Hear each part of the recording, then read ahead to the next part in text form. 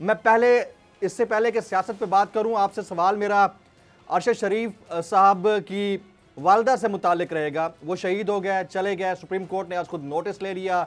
उनकी वालदा wheel chair के ऊपर सुप्रीम कोर्ट पहुंची और जिस तरह का स्टेटमेंट उन्होंने दिया है बतौर साबिक वफाकी वज़ीर दाखिला, क्या ये मुमकिन नहीं हो सकता कि उनकी भी जान को खतरा हो सकता है और उनको और उनके खानदान को सिक्योरिटी मुल्क के अंदर फराहम करनी चाहिए? शेख साहब, इनिशियल कमेंट्स। देखें, एक शख्स जब जिंदा था ना तो उसके खिलाफ 16 FIR थी। जब वो शहीद हुआ तो उसकी एक FIR दर्ज नहीं हो रही और उसकी बूढ़ी माँ, जिसके घर में 2 शुहदा के जनाजे आए हैं और वो व्हील चेयर पे गई है और उसने अपना दुखड़ा सुनाया है।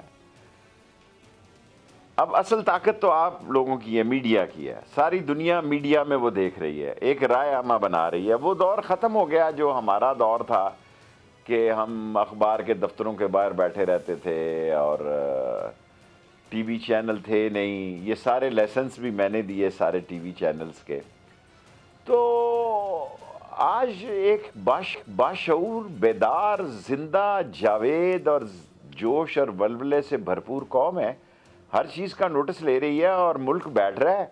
और ये जो ऊपर बैठे हुए हैं, जिनकी कोई ना औकात है, ना हसीयत है, ना सियासत है, ये मनी लॉन्डर जो कि इम्पोर्टेड यहाँ पे साजिश के तहत लाए गए, रात को वज़ीर आज़म बने, सुबह फ़र्द जुर्म लगनी थी और मुल्क को बचाना है। मुल्क को बचाने का हल जो है इंतखाब है।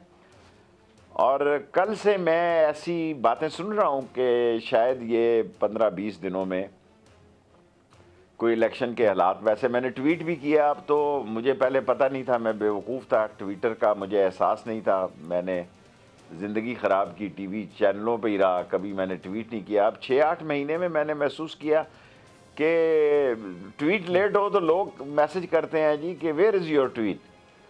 सो एक कौम जिंदा हो चुकी है। हर आदमी की जेब में क्लाशनकोफ है फ़ोन की शक्ल में और वो सबका एहतसाब कर रही है, किसी को माफ़ नहीं कर रही।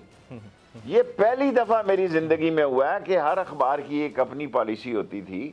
ये पहली दफ़ा है कि ये नौजवान किसी को माफ़ नहीं कर रहा और उसके लल्ले तलल्लों का नोटिस ले रहा है। और ये खुशाइंद बात है। मैं तो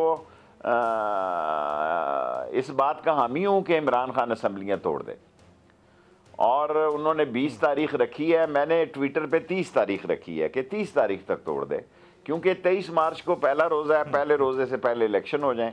और जब सूबों में इमरान खान की हुकूमत होगी तो मरकज़ के इलेक्शन तो हल्की फुल्की मौसीकी होगी ना जी।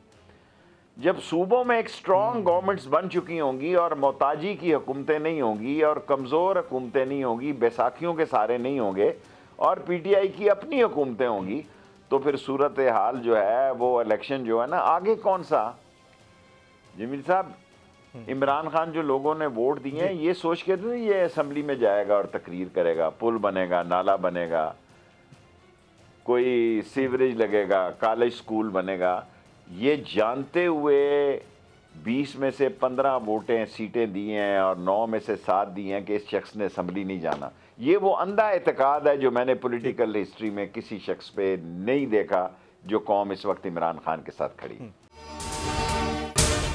अगर आपको ये वीडियो पसंद आई हो तो सब्सक्राइब कीजिए और बेल आइकन जरूर हिट कीजिएगा।